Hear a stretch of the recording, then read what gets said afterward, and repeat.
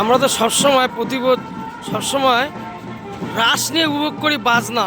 তাই এবছর একটা নতুন উপভোগ শুরু করেছে আমাদের নবদ্বীপের সব রাস কমিটির যেসব ক্লাব আছে, তারা এবছর সরস্বতী ঠাকুরের যে বাইরের যে বাজনা আসে কলকাতার থেকে, সব সেই বাজনার আয়োজন করেছে।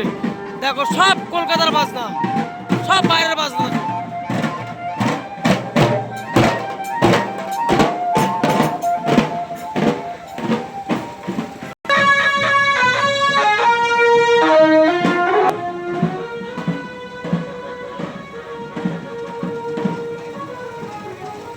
অনেক দূর জুম করে আসছে না, এখান থেকে লাইন আছে সব ঠাকুরের, একদম পেছন বাই পেছন ঠাকুরের সব লাইন।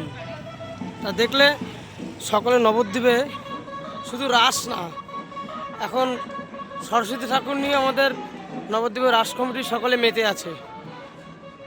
নবদ্বীপের রাস দ্বিতীয় রাস আমাদের সব রাস কমিটি দেখিয়ে দিল।